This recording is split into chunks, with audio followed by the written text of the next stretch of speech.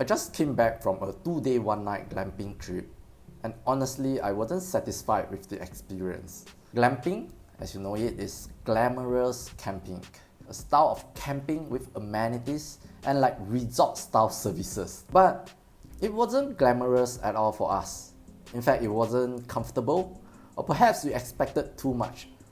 So in this video, I'm going to do a review of what's not great so that you can set a lower expectation of glamping. We still had fun though. You can watch the videos from this link above.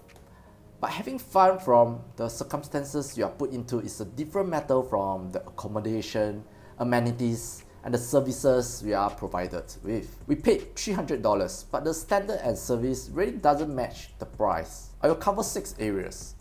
First, on the campsite. Ours is on a grass patch. Anyway, we are glamping at Kranji Farm Resort, and all the tents are set up on a grass patch. And you can see that they can be muddy. In fact, my wife accidentally stepped into puddles of mud, and then she has to wash her legs. We'll talk about the toilets later. And that's not all. You will also see that they are a bit of a mess with different kind of crate boxes, and there are those wooden one and with big gaps. And my kid accidentally got her foot stuck in one of those gaps. And so that's actually dangerous and not child friendly. The second thing I want to talk about is toilets. I have no photos to show it, so thank God, because the toilet that is provided is small, dirty, and actually the toilets belongs to the prawning place, so a lot of customers also use that toilet. So as I said, my wife accidentally stepped on mud and she has to wash it, and she can't wash in that toilet. There's no tap for that, so she has to go to another toilet that's at the food court side, further away. That one is also small and dirty, but at least I think she found a hose there and she can wash it.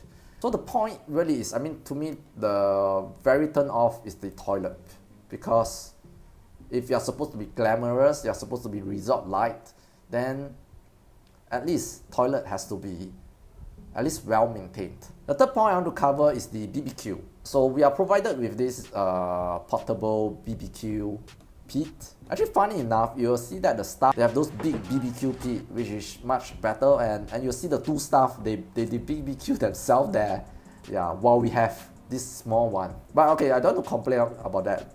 But the biggest problem with the BBQ is that we have no access to water. You know how hard it is when you want to wash stuff?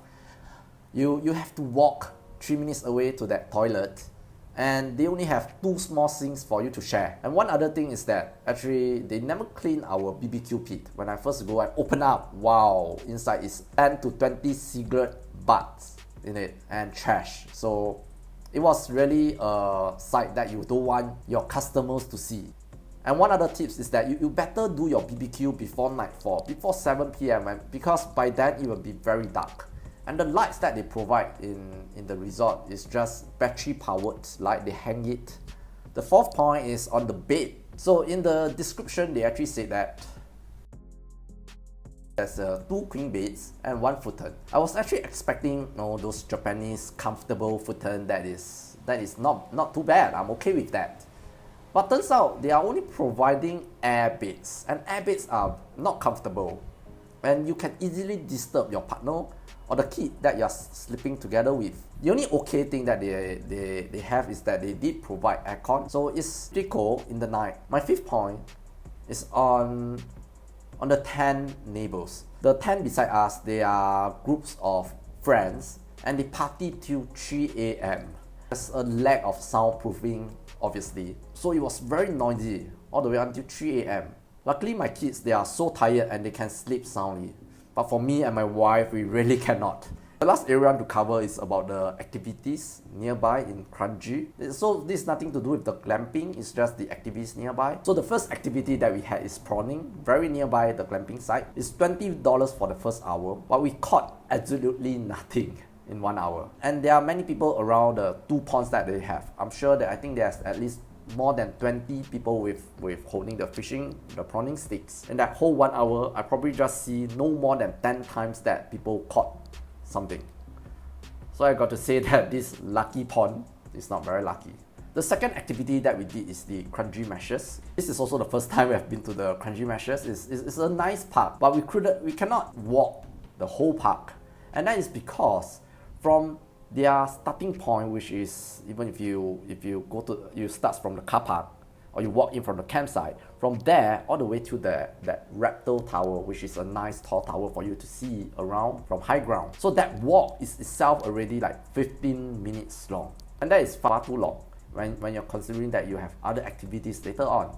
The third activity that we actually wanted to go is the Bollywood Veggies. That again looks like a nice place to go. It's a farm, and you're also eating the produce from the farm. But then we only realized on that day that they are closed on Monday to Wednesday. So if you are going, do note on their opening hours. And the activities that we went to instead is the hay dairies. That one is, again, I think that's good. It's a goat feeding experience that the kids, they love it. It's their first time. It's also my first time. So that's interesting. You also can see the goat being milked. Okay, so that's all for the activities. To conclude, I just want to be clear that this review is only for the glamping at Kranji Farm Resort. Other locations might be better. They also have glamping at Bukit Timah, Hot City, and also East Coast Park or West Coast Park. So perhaps East Coast Park is better because maybe the tent is on sand, so you won't have those muddy scenarios. So they also have proper BBQ pits, and perhaps they're also more spacious, and perhaps the public toilets are better maintained than the Kranji one. But I don't know. If you can go to the site to verify for yourself, that is the best. Because the photos that they provide clearly does not depict the reality. Even my own photos and videos, they look very Instagram worthy, but when you zoom out and consider everything, it is a mess. I am not the only one complaining. Look at the recent review of this Kranji resort, only 2.5 stars. So I haven't reviewed yet. Okay, so this guy, Joshua, this is the photo that he has. So look at some of the tent, it can be that bad.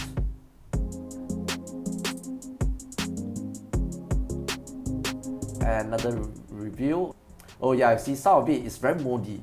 Hopefully this is only on the outside, not the inside. I know some of the outside are very moldy because they are directly under the tree. This glamping at Kranji Farm Resort costs $300. Earlier this year, we also had a staycation at Fullerton Hotel, also $300. And that includes afternoon tea and $50 dining voucher. And the room is one of the best in my life. Ooh.